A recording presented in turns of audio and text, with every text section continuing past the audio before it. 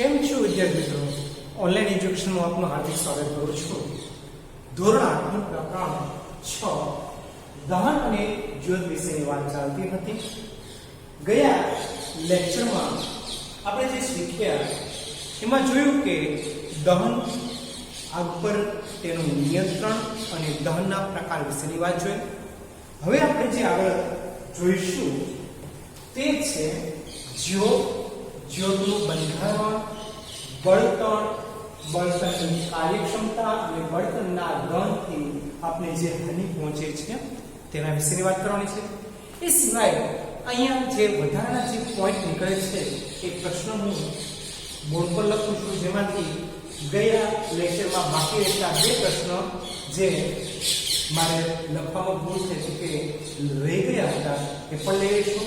એમાંથી ઝડપી દહન એટલે શું, સ્વયંસ્ફુરિત દહન એટલે શું અને વિસ્ફોટ એટલે શું એ ગયા લેક્ચરના પ્રશ્ન હતા જે મેં અહીંયા સમાવ્યા છે. મેં સમજાવ્યું છે સરસ રીતે, માટે તમે ના જવાબ ખૂબ સારી રીતે લખી શકશો.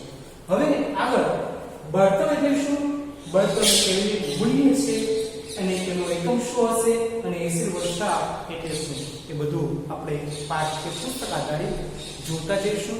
તો શરૂ કરીએ જ્યોતથી. જ્યોત, તમે આ જ્યોતને ખૂબ સારી રીતે જાણો છો, કારણ કે ગેસ સ્ટવને શરૂ કરતાની સાથે બ્લુસ્ટનની જ્યોત તમારા ગેસ સ્ટવના બર્નર પાસે જોવા મળે છે. ઓકે, જેને ઇંગ્લિશમાં કહીશું ફ્લેમ. પાઠ્યપુસ્તકના પાના નંબર 79 પર આવી જાઓ. એલપીજીની જ્યોતને ધ્યાનથી નિહાળો. ધ્યાનથી જોશો. શું તમે જ્યોતનો રંગ કહી શકશો? તમે કહેશો બ્લુઇશ રંગ છે. આંખને ગમે તેવો રંગ છે. મીણબત્તીની જ્યોતનો રંગ કેવો છે? મીણબત્તી સળગાવીને ખાસ જોઈ લેશો. ધોરણ 7માં મેગ્નેશિયમની પટ્ટીને સળગાવવાનો અનુભવ તમને યાદ છે? હા, એ પણ યાદ છે. જો તમને કોષ્ટક 6.2 માં આપેલી એટલે કે નીચે આપેલી જે વસ્તુઓને સળગાવવાનો અનુભવ યાદ ન હોય તો તમારે આ કોષ્ટક પ્રમાણે પદાર્થોને સળગાવી અને એની જ્યોત જોવાની છે. બરાબર છે? જ્યોત થાય છે કે નહીં અને જ્યોત થતી નથી એ બંને નોંધ કરવાની છે. કઈ કઈ વસ્તુ આપી છે? મીણબત્તી, મેગ્નેશિયમની પટ્ટી, કપૂર, કેરોસીન સ્ટવ અને કોલસો. પણ આ બધી એક્ટિવિટીઝ છે તમારા માતા પિતાની હાજરીમાં જ કરી શકો, જાતે એકલા કરશો નહીં. આગળ જોઈએ જ્યોતનું બંધારણ, સ્ટ્રક્ચર્સ ઓફ એ ફ્લેમ. અહીંયા જ્યોતના બંધારણ માટે તમને 6.5 પ્રવૃત્તિ આપી છે. એની ઉપર છેલ્લે આપણે નજર ફેરવી લઈએ. એક મીણબત્તીને સળગાવવાની છે. ચીપિયાની મદદથી કાચની નળીને પકડો અને તેના એક છેડાને સ્થિર રહેવા દેવાનો છે. જ્યોતના ઘેરા ભાગમાં એ દાખલ કરવાનો છે, આકૃતિમાં બતાવ્યા તે પ્રમાણે. અને બીજા છેડા પાસે સરખી વ્યવસ્થિત લઈ જવાની છે. તમે કોઈ જ્યોત દેખાશે? જો હા, તો એવું શું છે કે જ્યોત ઉત્પન્ન કરે છે એ પણ નોંધવાનું છે. જે પદાર્થનું તેના દહન દરમિયાન બાષ્પીભવન થતું હોય, જે પદાર્થનું તેના દહન દરમિયાન બાષ્પીભવન થતું હોય તે જ હંમેશા જ્યોત આપે છે. જ્યોત ક્યારે આપે છે? એ પદાર્થનું તેમાં બાષ્પીભવન થાય છે. ઉદાહરણ તરીકે કેરોસીન છે, પીગળેલું મીણ વાટ દ્વારા ઉપર ચડે છે, એ દરમિયાન તેનું બાષ્પીભવન થાય છે અને જ્યોત ઉત્પન્ન કરે છે. બીજી બાજુ કોલસાનું બાષ્પીભવન થતું નથી, માટે કોલસો જ્યોત આપતો નથી. આ તેનું કારણ છે. આગળ છે મીણબત્તીની જ્યોત સ્થિર હોય છે ત્યારે એક કાચની તકતી એના પર તમારે રાખી અને પ્રકાશિત ભાગમાં તમારે તકતીને સ્લાઇડને દાખલ કરી અને ચીપિયા વડે 10 સેકન્ડ સુધી એને પકડી રાખવાની છે. પ્રવૃત્તિ અહીંયા 6.11 માં આપેલી છે. તો જ્યોતના પ્રકાશિત ભાગમાં રહેલા અને દહન ન પામેલા કાર્બનના કણો તમને જોવા મળશે. બરાબર છે? હવે તાંબાના તારને જ્યોતના બહારના ભાગમાં રાખીને સહેજ અંદર રહે એમ 30 સેકન્ડ માટે પકડીને તમારે એમાં પણ આ એક્ટિવિટીઝ કરવાની છે. તો આ બધી એક્ટિવિટીઝ દ્વારા ધાતુની ફૂંકવાની નળી વડે સોની જ્યોતથી સૌથી બહારના ભાગનું સોનું તથા ચાંદી પીગળવા માટે હવા ફૂંકે છે. તમે આ સોનીને કદાચ મમ્મી પપ્પા સાથે બજારમાં ગયા હો, સોનીની દુકાને ગયા હો તો આ જોયું હશે. અહીંયા આ જ્યોત મીણબત્તીની જ્યોત છે એના વિશેની સરસ મજાની માહિતી આપી છે એ જોઈશું. મીણબત્તીની જ્યોતના વિવિધ ભાગો અહીંયા આકૃતિમાં બતાવ્યા છે. તમારી આકૃતિ દોરવાની છે નામ દેશવાળી, અને જ્યોતને રંગીન બનાવવાની છે. મીણબત્તીને પણ આ રીતે રંગીન બનાવવાની છે. બરાબર છે. આ એક તમારું ઉદાહરણનું વર્ગ છે. તે શા માટે જ્યોતના સૌથી બહારના ભાગનો ઉપયોગ કરે છે એ હવે આપણે સમજીશું. વેલ્ડરને પણ તમે જોયું હશે વેલ્ડિંગ કરતા આ પદ્ધતિ. અને આ જવાબ તમે ગોતી કાઢશો. શા માટે? કારણ કે જે ઉષ્મા છે એ ઊંચું તાપમાન ત્યાં રહેલું છે માટે. બળતણ એટલે શું? What is the fuel? તમે યાદ કરો કે ઘરેલું તથા ઔદ્યોગિક જરૂરિયાતનો માટે ઉષ્મા ઊર્જાના સ્ત્રોત તરીકે મુખ્યત્વે લાકડું, કોલસો, પેટ્રોલ, કેરોસીન હોય છે એ આપણે જાણીએ છીએ. આવા પદાર્થોને બળતણ તરીકે આપણે ઓળખીશું. તો બળતણ એટલે શું એવો પ્રશ્ન જોવામાં હોય તો તમે એનો જવાબ મેળવી શકો છો. એક સારું બળતણ એને કહેવાય કે જે તરત જ ઉપલબ્ધ હોય, તરત જ મળી શકતું હોય, સસ્તું હોય અને મધ્યમ દરે હવામાં સારી રીતે દહન પામતું હોય. એટલે સંપૂર્ણ સળગી ઉઠતું હોય, તે મોટા પ્રમાણમાં ઉષ્મા ઉત્પન્ન કરતું હોય, તે કોઈ જ અનિચ્છનીય પદાર્થના અવશેષ ન છોડતું હોય. જો એ છોડે તો એને આપણા જે વાતાવરણ છે એમાં એ કચરો ફેલાવે છે, જેને આપણે પ્રદૂષણ તરીકે ઓળખીએ છીએ. આમ જુઓ તો એવું કોઈ જ બળતણ નથી જેને આદર્શ બળતણ તરીકે આપણે ઓળખી શકીએ. આપણે એવું બળતણ વિચારવું જોઈએ કે ચોક્કસ ઉપયોગ માટે વધારે જરૂરિયાતો પૂરી કરી શકે. બળતણ તેમની કિંમતમાં જુદા પડે છે. કેટલાક બળતણ અન્ય બળતણ કરતા સસ્તા પણ છે. તમે જાણતા હોય તેવા બળતણની યાદી તૈયાર કરવાની છે અને એક કોષ્ટક છે એમાં ઘન પ્રવાહી અને વાયુમાં એને વર્ગીકૃત કરવાની છે, એટલે કે વિભાજિત કરવાની છે. બળતણની કાર્યક્ષમતા વિશેની વાત કરું તમને હું તો ઇંગ્લિશમાં જેને કહીશું ફ્યુઅલ એફિશિયન્સી. માની લો કે તમને છાણા, કોલસો તથા એલપીજી જેવા બળતણ આપીને કોઈ ચોક્કસ જથ્થામાં આપેલું પાણી ઉકાળવામાં તમને કહેવામાં આવે. તમે તમારા માતા પિતાની મદદ લઈ શકો છો.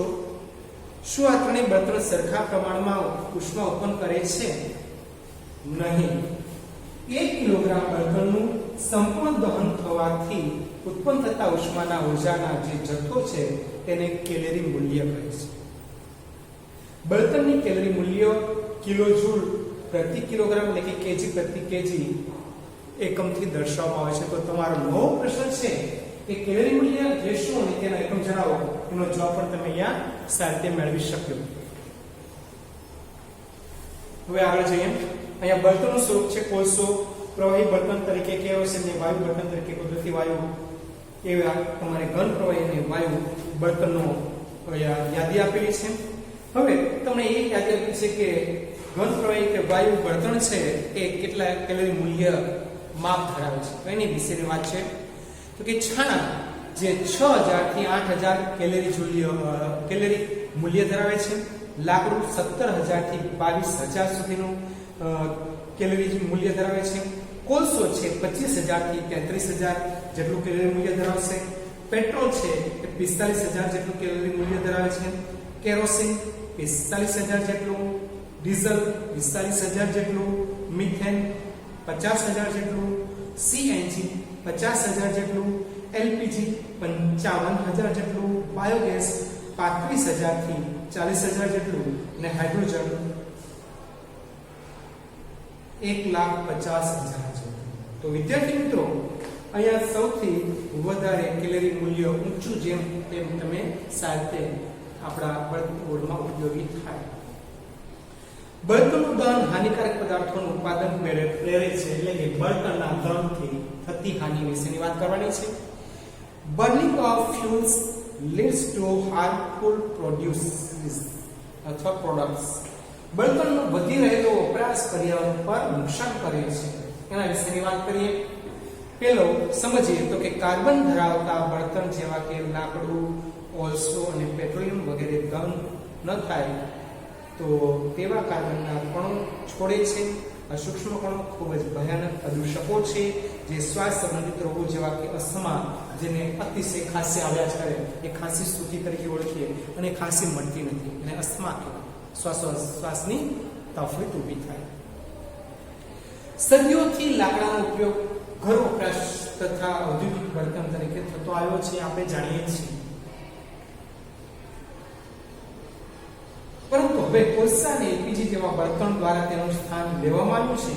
આપણા દેશના ઘણા ગ્રામીણ વિસ્તારોમાં લોકો હજુ પણ લાકડાનો ઉપયોગ કરે છે કારણ કે તે સરળતાથી મળી રહે છે અને સસ્તું છે. જો કે લાકડાના સળગાવવાથી ખૂબ જ ધુમાડો થાય છે જે લોકોના સ્વાસ્થ્ય માટે હાનિકારક છે. તે શ્વાસ સંબંધિત મુશ્કેલીઓ ઊભી કરે છે. વળી વૃક્ષો આપણને ઘણા બધી ઉપયોગી નિપજો આપે છે તે બધી જ તેને બળતણ તરીકે વાપરવાથી નાશ પામે છે. વૃક્ષો કાપવાથી વન નાબૂદી થાય છે. પર્યાવરણ માટે ખૂબ જ જોખમી એ કહેવાય, જે તમે ધોરણ 7 માં શીખી રહ્યા છો. બીજો પોઈન્ટ જોઈએ, બળતણનું દહન હાનિકારક છે એના માટે. આ બળતણના અપૂર્ણ દહનથી કાર્બન મોનોક્સાઇડ વાયુ ઉત્પન્ન થાય છે. કાર્બન મોનોક્સાઇડ, ડાયોક્સાઇડ નહીં. ડાયોક્સાઇડમાં 2 અણુ રહેલા છે, મોનોક્સાઇડમાં CO ફક્ત 1. તે ખૂબ જ ઝેરી વાયુ છે. બંધ ઓરડામાં કોલસો સળગાવવાથી એ જોખમી છે. આ દરમિયાન ઉત્પન્ન થતો કાર્બન મોનોક્સાઇડ વાયુ એ ઓરડામાં સૂતેલા લોકોના મૃત્યુ પણ નિપજાવી શકે છે. એટલો બધો નુકસાન કરતા છે આપણા શરીર માટે, માનવજાત માટે. ત્રીજો પોઈન્ટ જોઈએ, મોટા ભાગના બળતણના દહનને લીધે કાર્બન ડાયોક્સાઇડ ઉત્પન્ન થાય છે. કાર્બન ડાયોક્સાઇડનું વધતું પ્રમાણ છે એ ગ્લોબલ વોર્મિંગ પ્રેરે છે તેમ માનવામાં આવે છે, કારણ કે પૃથ્વીની સપાટી જેમ ગરમ થતી જાય અને ગ્લોબલ વોર્મિંગ કહેવાય. જો એક સમજૂતી આપે છે કે પૃથ્વીના વાતાવરણના તાપમાનમાં વધારાને ગ્લોબલ વોર્મિંગ કહીશું, જેને પરિણામે બીજી બાબતોની સાથે 7 ધ્રુવ દેશનો બરફ પીગળે છે, જેને લીધે દરિયાની સપાટી ઉપર આવે છે અને કિનારાના વિસ્તારો છે એ પૂરની સ્થિતિ ઉત્પન્ન થવાની સંભાવના રહે છે અને બની પણ શકે છે કે નીચાણવાળા પ્રદેશો હંમેશા એ ડૂબી જાય. છેલ્લો પોઈન્ટ જોઈએ અને પછી આપણે પાઠ્ય પૂર્ણ કરીશું. કોલસો અને ડીઝલના દહનથી સલ્ફર ડાયોક્સાઇડ વાયુ ઉત્પન્ન થાય છે. તે ખૂબ જ ગુંગળામણ ઉત્પન્ન કરે છે અને સડો કરનારો વાયુ છે.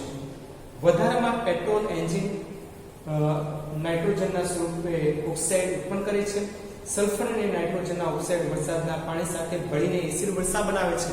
યાદ રાખશો ખાસ, આવા વરસાદને આપણે એસિડ વર્ષા તરીકે ઓળખીએ છીએ. તો છેલ્લો ક્વેશ્ચન મેં તમને પૂછ્યું છે કે એસિડ વર્ષા એટલે શું, એનો આન્સર તમે સાથે લખી શકો. તે ખેતીના પાક, ઇમારતો અને જમીન માટે પણ હાનિકારક છે. આ વિશે તમે ધોરણ 7 માં શીખી જ ગયા છો. પેટ્રોલ અને ડીઝલના વાહનોમાં હવે બળતણ તરીકે CNG કમ્પ્રેસ્ડ નેચરલ ગેસનો ઉપયોગ થાય છે, કારણ કે CNG ખૂબ જ ઓછા પ્રમાણમાં હાનિકારક પદાર્થ છે અને CNG એ સ્વચ્છ બળતણ છે, માટે આપણે એનો ઉપયોગ કરીએ છીએ. વિદ્યાર્થી મિત્રો, ખૂબ સારી રીતે પાઠ સમજ્યા હશો. વર્ગમાં ચાલેલો પ્રશ્ન તમે સારી રીતે જવાબ રૂપે લખી શકશો. તમારું સ્વાધ્યાય પણ તમારું હોમવર્ક રહેશે. તો અહીંયા આપણે ધોરણ 8 નો પાઠ 6 પૂર્ણ કરીએ છીએ. આવજો, બાય બાય.